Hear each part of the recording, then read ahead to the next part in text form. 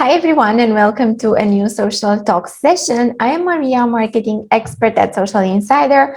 Until now, we've learned from Dr. Natalia Vichovsky about LinkedIn and how you can use this platform to promote your brand's message. Doreen Maureen Van Dam told us about community management, skills you must develop, mistakes you should avoid. There were two incredible live sessions. Then James Strucker came and talked about how to plan your content in social media. And now Christina Garnett will teach us about the power of social listening for brand building and community. Community builder and strategist, Christina uses audience intelligence and social listening to learn more about audiences, to determine needs, behaviors, and more. Her work serves to help brands better connect with their current and future customers as well as fans. So, hello, Christina. Thank you so much for accepting our invitation. Absolutely. Thank you so much for having me. I'm excited to talk about social listening. Great. I'm also excited to learn more about this topic. So, the stage is yours. Wonderful. Thank you so much. Perfect. So we're going to talk about social listening and the power that it can hold, especially if we're talking about brand building and community. Both of those are incredibly important topics, especially after what we've seen with everything that happened in 2020. A lot of people are thinking about personal brands, how they're going to be able to shift the branding that they have with their current companies, specifically in a post-pandemic lifestyle, and as well as building community and that loss of connection that we saw last year, and what community can do for brands as well as individuals when we're working on those topics. So we're going to talk about audience intelligence and social listening. I'm going to give you some tools to think about, and it's not an exhaustive list, but it's definitely high level, going to be able to give you some ideas on what kind of brands you need to be looking at. And then want to talk to you about our strategy canvas and framework, and then some successful community observations that we've seen.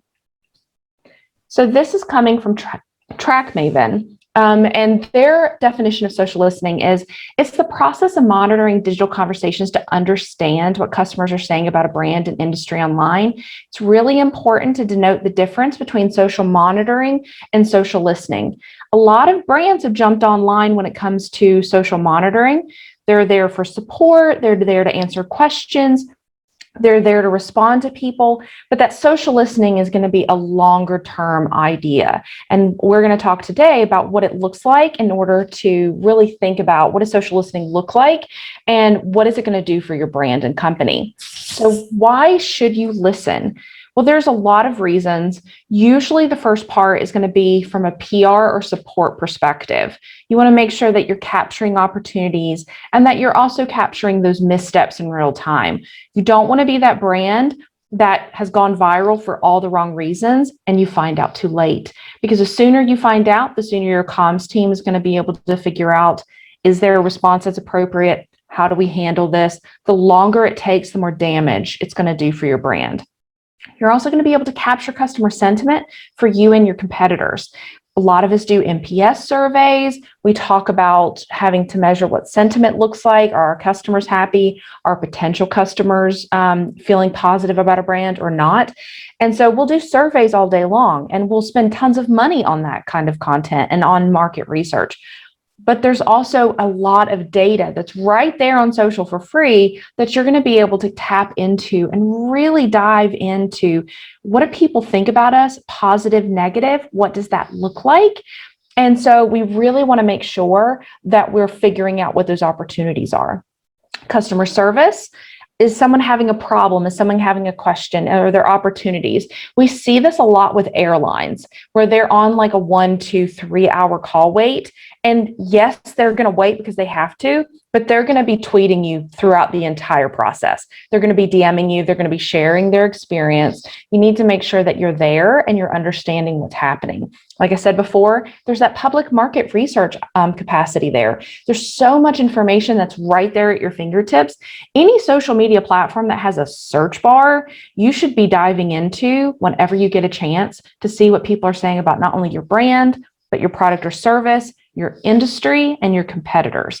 It's a real missed opportunity if you're not going in there regularly to see what kind of content you can find. It will also help you find UGC along the way as well. And then are there branded hashtags being used? Are they being used for your content, against your content? One really great example of this is the Adult Swim trend that's on TikTok right now that's really taken over, and they're using the hashtag Adult Swim. And so what they're doing is they're creating bumper videos with all sorts of topics, but it didn't start off becoming, Adult Swim didn't start it. But when they found out that it was happening, they tried to figure out how they could incorporate it and become a part of that trend. But if you're not listening and you're not paying attention, then you're not going to find those opportunities. You're not going to know that that's happening. And then it's an opportunity to find influencers. There's tons of tools to find influencers and tons of tools to find brand ambassadors and advocates for your company, but you have to find them. And so a really great first step is using social listening to find out who are your biggest fans already. Who are the people who love you for free? Because if they love you for free, imagine what they can do for you if you're gamifying opportunities for them, if you're giving them opportunities to speak at panels, to be in blogs, if you're paying them, if you're giving them swag. There's so many opportunities there for you to really be able to tap into that base. And then learning more about your audience. Understanding your audience needs to be at the core of what you're doing anyway, because how are you going to take care of them if you don't understand them, if you don't know what their needs are, you don't know what their concerns are? And another thing that happened last year is when you had all these news headlines hitting daily, one headline could completely dismantle your audience. It could shift whether or not they're going to lose their job tomorrow, if they're going to be able to pay for your product or service, or if you've said something in response to a political statement that now you've lost consumers that way, or you've gained consumers that way. So because social is a living, breathing thing, because there's humans on it, social listening is a huge opportunity for you to be able to really kind of identify, well, who are these people? Who is our audience? We're going to step outside of that persona that we've imagined for them, and we're going to actually get to see and understand the real life people that make up our customer base. And then think about what makes them happy. What do they comment on? What do they engage with? And not just your content. Brands will do content audits for themselves all the time, but they don't think about auditing other things and figuring out, well, this is how our audience behaves with us, but how do they behave in general? How do they act on Twitter versus Instagram versus TikTok versus LinkedIn versus Clubhouse? What is their user culture like? Because that will also inform how you need to be able to speak to them, what kind of content you need to be sharing with them. It's such an opportunity to really have them say exactly what you want. And you will find so many times that they will tell you exactly what they want from you. They'll ask for like, hey, I love your product, but I wish it did this. Or I need this in my life in order to do this. They will so often tell you exactly what they need so that you can go ahead and figure out, is that in our plan? Is that in our go-to-market strategy? What does that look like? Is R&D already working on that? It's such a great way to be able to tap into research and information, and it's right there. And like I'll talk about later, there are tools, and just doing native search, you can do all of this for free. So social listening and audience intelligence. So we're going to go ahead and get started. We're going to go from the ground level. So really foundational. We need to think about personally. So if we're looking at a brand or a company that we work for and we're doing this plan, we need to think about, what is our product? What is our service? What is our industry? What do we offer? And you need to be very clear about, when we're creating the list of words to look for and keywords to search for, we need to be very clear about how our customers speak about what we do, not how we speak about it, but how they speak about it. Really great example of this is the shoe industry. Now you have the sneaker app, and you have sneakers, and you have tennis shoes, and you have trainers, and you have all of these words that mean the exact same thing. But the sneakers app is spelled differently than sneakers. Trainers would be a regional naming for it versus somewhere else. You really need to think about, who is our customer and how do they talk about us? Because if you use tennis shoes and no one in your customer base refers to your product or service as tennis shoes, you're not going to find what you're wanting to find. And you're going to think social listening is not working. It's not that it's not working. It's you're not speaking the language that your customers speak. So when you're thinking about keyword list and figuring out what are the types of topics and keywords we want to be searching for with social listening, it needs to be how the customers talk about you. It needs to be the kind of vernacular they use, or is there slang associated with your product or service? You need to be keenly aware of this, because if you are looking for the wrong things, or you're missing out on an entire subculture of the people who use your product because you're not in line with how they're talking about you. And then what social media channels do you have? And then where is your audience? Big brands, it's very tempting to be absolutely everywhere because they want to have the biggest reach. But at the end of the day, social listening is contingent upon where your customers are. Everything is based on the customer. So you could have a Twitter account, but if none of your customers are there, then it's going to be quite difficult for you to be able to figure out and find any valuable content because they're just not there. So it's great where you are, but it needs to be focused on where they are. We need to be focusing on listening and paying attention to where we know that those specific personas live online. And then what hashtags or keywords are associated with or could be related to your brand. And this is positive and negative. We need to be thinking from this crisis comms perspective as well. We want to be able to capture the people who love us, but we also need to be able to capture the people who hate us or don't like what we do, or don't like that we have other side projects, or don't like the politics associated with our brand. It's incredibly important to make sure that your list really harnesses the good and the bad, because you don't want to just see love in your feed. I know that it's tempting, but that's not helpful. The stuff that's really going to help you grow and learn more is going to be the negative stuff. Those are the people who are going to tell you, I wish that your product was this, or your competitor does this, and that's why I chose them over you, or I don't like that you did this. There's so much opportunity in the negative. So you need to make sure that when you're looking at keywords and you're creating this batch of lists for these queries, you need to make very sure that you're leaning into what could they negatively use when talking about our brand. It's incredibly important that you're on top of that from a PR, comms, and research perspective. And then, is there a budget? The two last questions are the hardest. Do you have money? Because chances are you don't. Chances are they're not going to give you any money in the beginning, and you're going to have to figure out how to do it on your own. And they're going to want to see results before they invest money.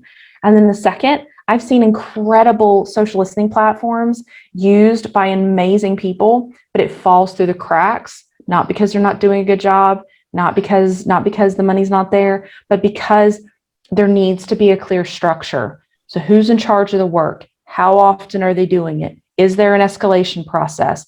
You need to make sure that there is a structure in place. You can't just say, hey, here's my list of keywords, I'm ready to go. You need to have a very clear structure of, what do we do if we see something negative? Is there an escalation process? If so, who needs to see this? Is it comms? Is it PR? Is there a social comms escalation process where, like, a team that's just set aside for the fires? And depending on the size of your company, it might just be one person. It might be you. It might be a team of one having to do all this, or there might be a set team that's specifically set aside for this. So you need to make sure that it's very, very clear who's going to do the work, how often is it being done, and what happens if you find something that you don't like. And then you need to evaluate your findings. And here's the difference between social monitoring and social listening. Social monitoring, we're going to see what's there. We're going to respond when appropriate. We're going to escalate when appropriate. The social listening, the real social listening, is when you take that information and you do something bigger with it, when it's long-term. So now what we're going to do is we're going to look at all these, and instead of just thinking, all right, you said this, I'm going to respond, I'm going to call it a day, we're going to put all of that information together, and then we're going to look for trends. Are we seeing multiple people talking about this specific product or service or this specific thing in a way? Do they love a certain thing? Do they hate a certain thing? Do they all wish that there was a specific feature that you don't have? What does it look like? Look for commonalities. Look for things that you see multiple people coming up, and that's in a positive and a negative way. It could be that you get a lot of love for your support team. Well, that's definitely a good trend. That's positive. That's fantastic. And that's an opportunity for you to share that with leadership and say, hey, we're doing social listening and our support team is loved. Everyone loves them. We keep seeing it over and over and over again. It's fantastic. Otherwise, on the other side, hey, product team, we have customers that are talking about us all the time. They like this, but they keep saying if they had blank feature, it would change everything for them. Or if they had this added, they would leave their competitor for us.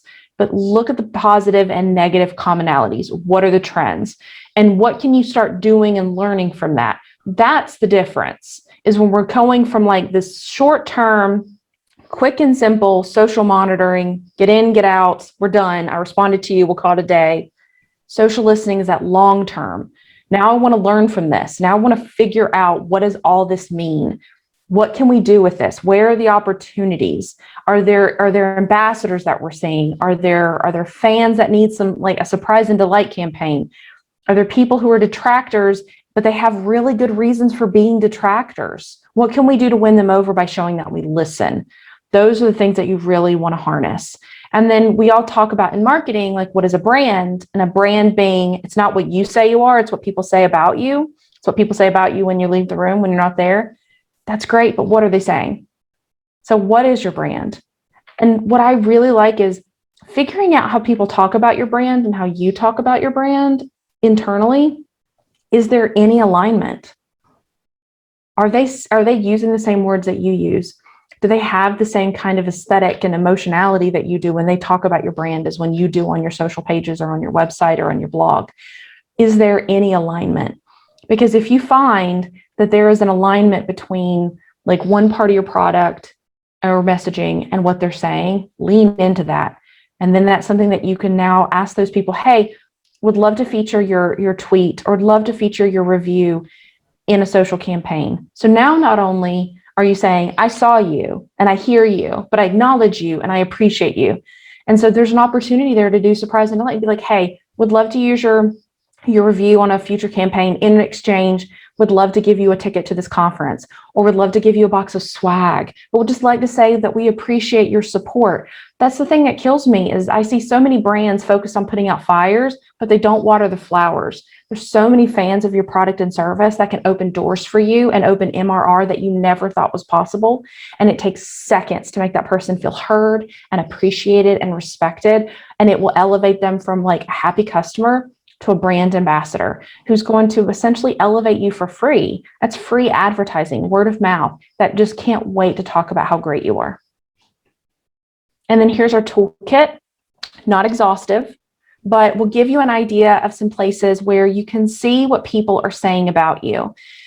Talkwalker has a free option. It's called Talkwalker Alerts. If you have no budget, or you are afraid to ask for budget, especially getting started, I would set up Talkwalker Alerts. It's basically like Google Alerts, but it searches social. A lot of the content's going to be coming from Twitter. You'll find that no matter what social platform you use, because the Twitter API is so open, the majority of your social listening polls those queries are going to come from Twitter.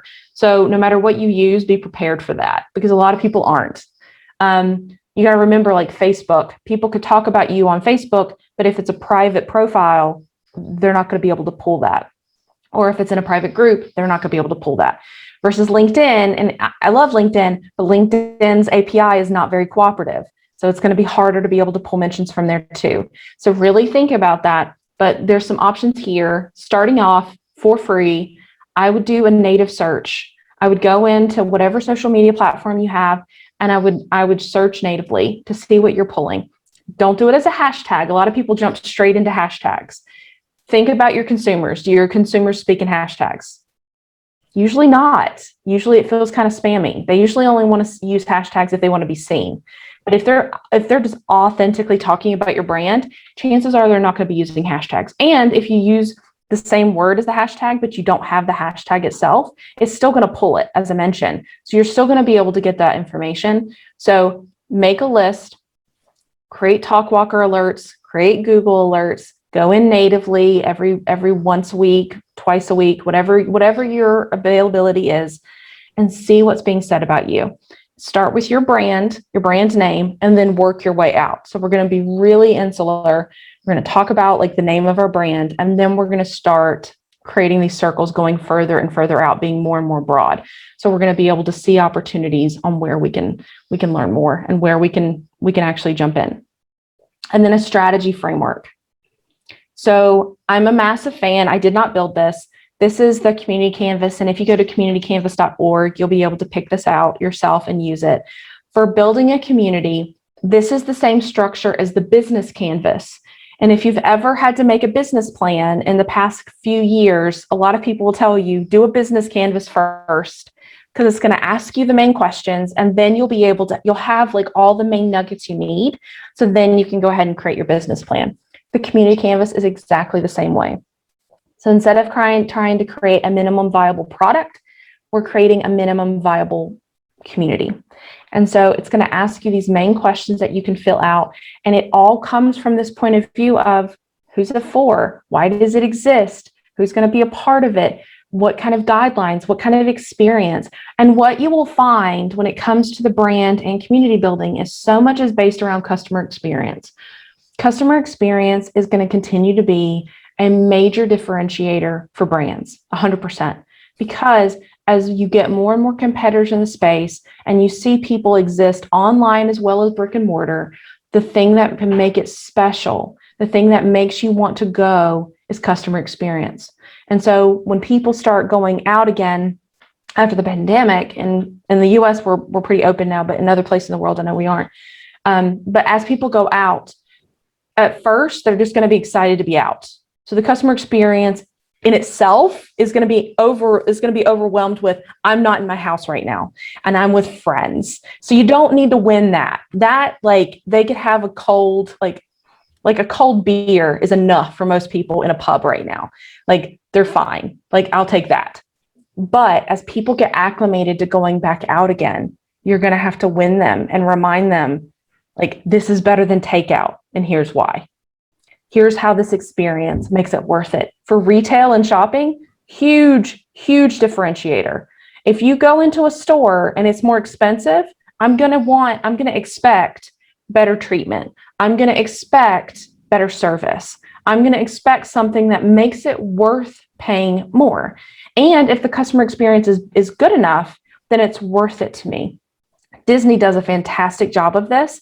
When you talk about going to Disney World and other Disney parks, the fact that, like, all of the cast members have to behave a certain way, they treat you a certain way, you're spending a lot of money to go there. But when you're there, you're just in awe of everything around you. And the experience is so special that you forget how much you're paying. And instead, it feels worth it. It feels like an investment in this experience. And so when you're thinking about brand building and you're thinking about community building, customer experience or member experience for community is incredibly crucial. You need to think about them at every stage. What is it like for them? Why are you building it for them? If you're building a community just to use them, they're going to know, and they're going to figure out very quickly. So you need to make sure that as you're filling this out, that you are not only coming from a community builder perspective, from that lens, but you also need to come from the lens of thinking about the communities that you're a part of or have been a part of, and what made you feel special, and what made you feel like you belong, and what made it feel valuable and worthwhile for you. Because so many people talk about getting people into the community, not enough people talk about making people return. That's the hard part. You have to make it such a good experience that I want to come back, that I want to be able to experience this all over again. So as you're going through these questions, make sure that you're coming from both lenses, as the builder, but as the member as well. And then CMX has a fantastic, I highly recommend them for anyone that wants to learn more about community, but they have this spaces model. And so a lot of people right now are wanting to build community, and they're trying to get budget, and they're trying to get head count, and they're trying to find ways to be able to build this out.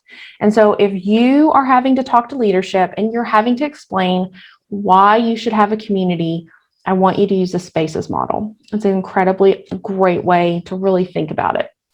So from the community perspective, the first is support. So not only will your support team be able to help people within the community, but the higher level like power users within the community are also going to answer questions. They're going to help out. They're going to help people feel welcome. So what that does is, by building a community, you're going to have people who know your product just as well, and sometimes better than your product team sometimes. And what happens is that gives them an opportunity to essentially be support.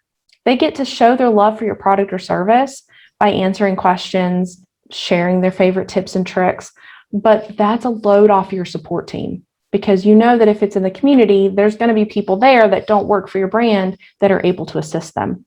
And then the product, they're going to be able to go in and they're going to help you push out product. They're going to give you ideas. Hey, I love this product, but I wish it did this. I wish it had this feature. And then imagine you love a product, it doesn't have a feature that would make it a lot better. You get to be the person that says, hey, I have an idea for this.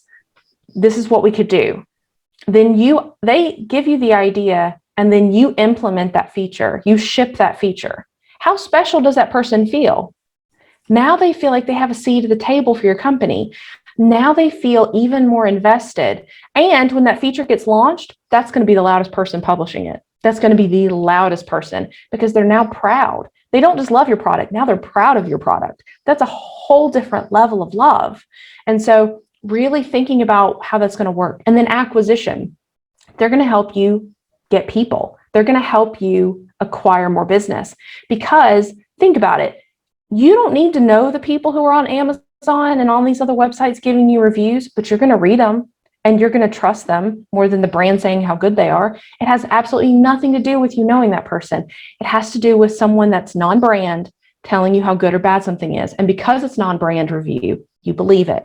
And so if you have these brand advocates, you have these lovers of your brand and product, if they're out there talking about how great you are in the community and outside of the community, that's going to give you more awareness. It's going to build loyalty. And it's also going to get you all this new business that's going to be able to come in because they heard about your company and your product, and they heard it from someone that they're more likely to trust. And then contribution. They're going to give you UGC. They're going to give you content. They're going to give you reviews that you can then use in social campaigns. They're going to contribute in ways that your company cannot. They're going to be able to give you content from an outsider's perspective, which is incredibly crucial, because it's very easy to be in a brand for so long that you get tunnel vision and you see everything from this specific lens, and you can forget what it was like when you didn't know what this product was before, or you're seeing it with new eyes. It's nearly impossible to see something with new, fresh eyes, but your customers can give you that. They can explain how they would use your product in ways that you never thought of. They could give you use cases that you never dreamed of. They're going to give you and contribute opportunities for content, for new features, for distribution channels. They're going to be able to help you see success. They're also going to give you engagement. Those are the people, and anyone that does social media marketing, if you are at a brand long enough, you can tell who your biggest fans are. This person always likes my stuff. This person must have our notifications on. This person knows when we tweet or we put something on LinkedIn or Facebook. They're always there. They're always sharing. So they're going to give you engagement. They're going to share that with their network. They're going to keep fostering this ecosystem for you. And all of that's going to drive towards success. And because they get to be a part of that success, now they feel special. Now they feel wanted. Now they feel like they have a seat at the table. And that's going to trigger more heartfelt behaviors from them. So community observations. So if we're looking at communities and we've talked about like, how would you build them? What does it look like? What questions do you need to consider? This comes from CMX. Like I said, I highly recommend looking at CMX if you have any questions or want to learn more about community. But they did a study and they talked about brand communities, and they broke down the top 3 observations of successful communities. 1, there was a shared interest. Think about it. We all naturally group together, whether we try to or not. And it could be like we have the same favorite sports team, or we have the same favorite band that we love, or we all like Apple, or we all love so-and-so. But it's those commonalities that bring us together. And so if you can identify ways where you can align your brand as a commonality with a group, it's going to help you foster that connection. It could be that the commonality is your brand. We all love so-and-so. Peloton does this amazingly, where they really encourage these micro communities like Peloton moms. They really foster these micro communities to say, the commonality is Peloton. Now, how can we help build that for you? How can we help you feel seen? How can we help you feel heard? And then number 2 is people will either participate frequently or infrequently, and you need both. If you build a community and you think everyone's going to join and be happy and engage and everyone's going to talk and everyone's going to like all be in, you're going to be very, very disappointed. There are different levels of engagement. You're going to have lurkers and you're going to have engaged people. You're going to have conversation starters.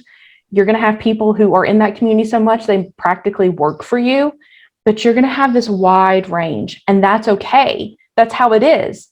Think about if you invited people to a party. Everyone's going to go into the party, but we're all going to behave a little bit differently. Someone's going to be the loud one. Someone's going to be the quiet one. Someone's going to want to leave late. Someone's going to want to be the first one out. People are going to have different experiences based on their personalities. Communities are inherently very human. They're living, breathing things. So you're going to have different humans in that space.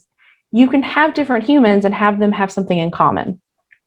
And sometimes you're the only thing they have in common. So you really need to make sure that when you're building that community and you're thinking about experience, that you understand that some people are going to be introverted. Some people are going to be extroverted. Some people may not have internet access all the time. Some people may only want to go in real life. Some people may only want to do digital and never want to show up for in real life events.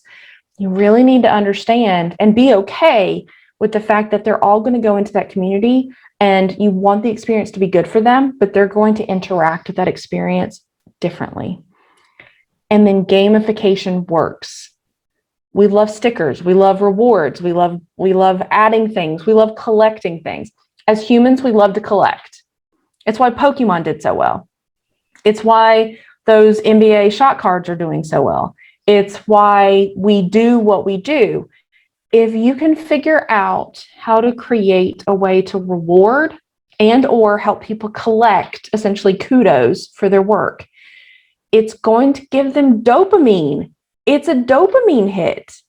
So not only do you get to love them, but you get to give them happy chemicals. You give them happy chemicals and they think, well, I'm going to do more because when I come back, I get more happy chemicals. So play with that.